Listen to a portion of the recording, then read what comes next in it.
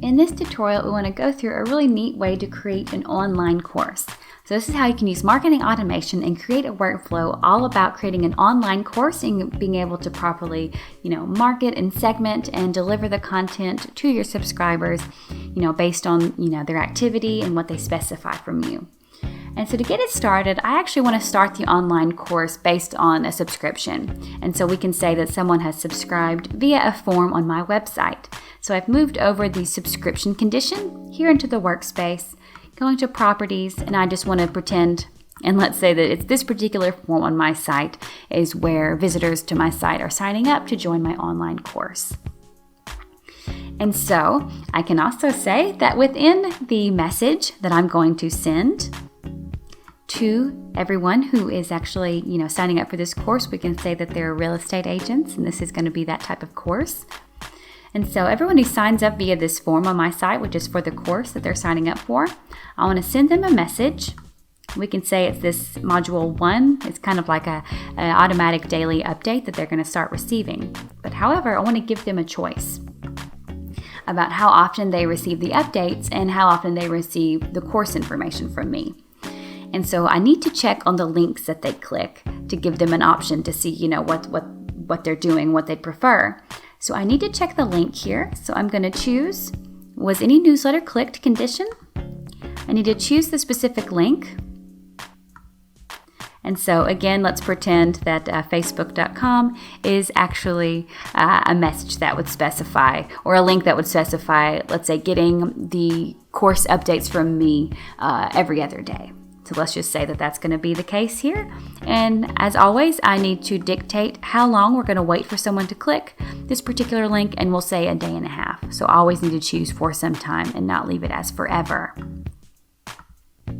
And so we can say that if someone did click this first link, which is to receive updates from me every other day, that I know that I'm going to need to delay a day before I send them a message.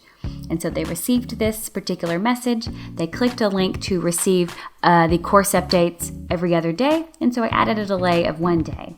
But before I move on, I need to go ahead and specify what about for the people who did not click that first link.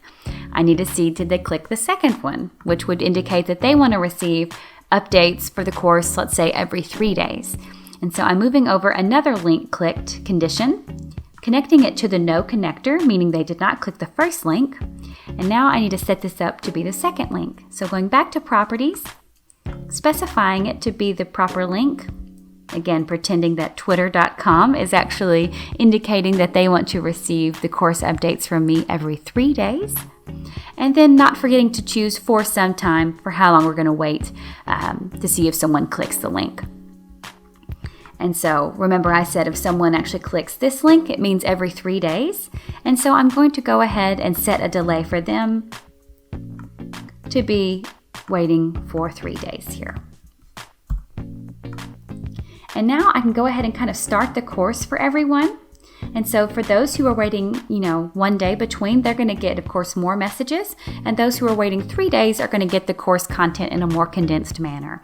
And so I can just proceed with going ahead and sending these folks a message. So just hang with me here while I go through all of our modules. And so it's going to be this message here. And remember, we have to put a delay filter between each message that they're receiving from us. And so we're just going to keep dragging it, connecting it, back to properties, choosing the right message, and putting a delay between each of them because that's how they want the course to go. Then sending them another message. Like that was level 3. Let's see, then we're going to do the final level 4, and then putting a delay after that one as well. And then let's say just for the sake of this example, of course, let's say that those who wait for 3 days, they get the course all in one go. Let's just say for our example, so kind of humor me here for that. So they waited for 3 days after they clicked a link, and as per their choice, they're going to get one message with all of the course info in it because they really like to cram. That's just their way. So I'll send them this message and we'll say that it has all of the course info, and that's how they want it to be. And then another delay for them of the 3 days.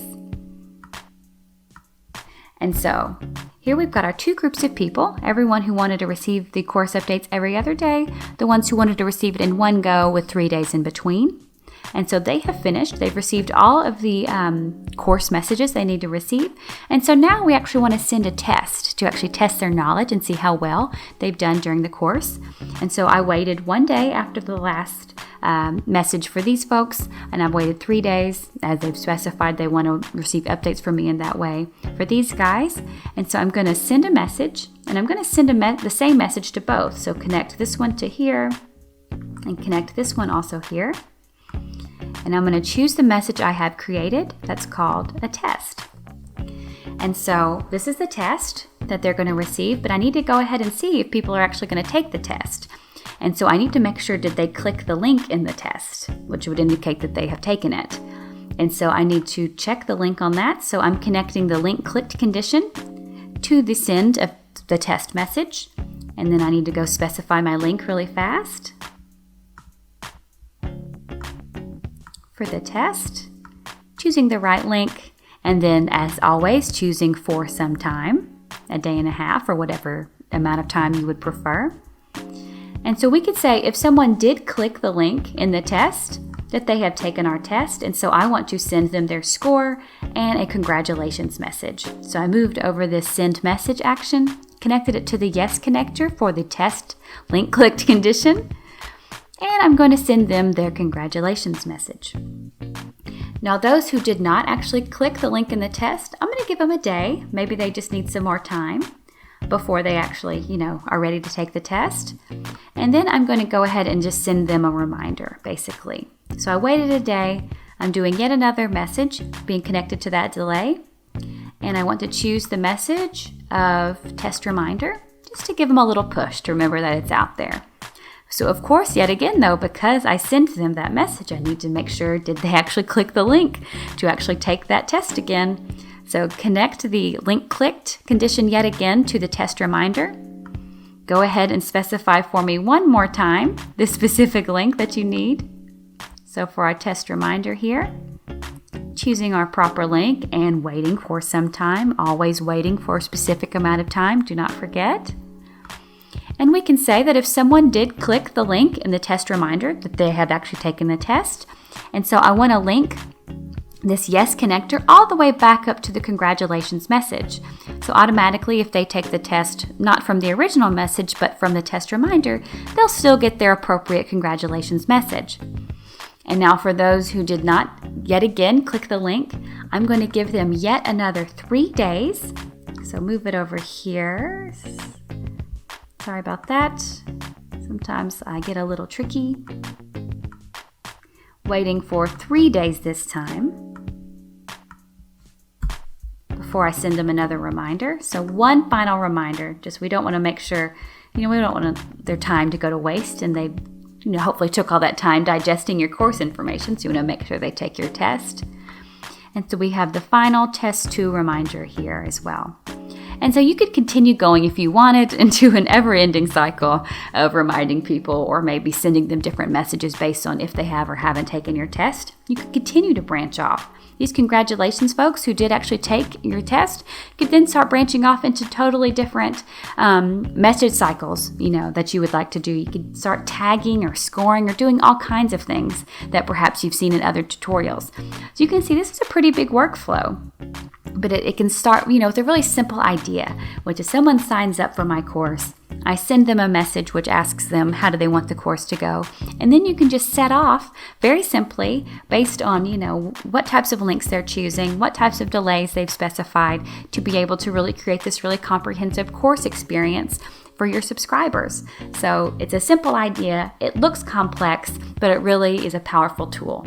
So once you've got this set up properly, remember you click Save and Publish. And from the moment you choose Save and Publish, and that someone signs up for this particular web form, they may go off and start branching and working their way through these workflows.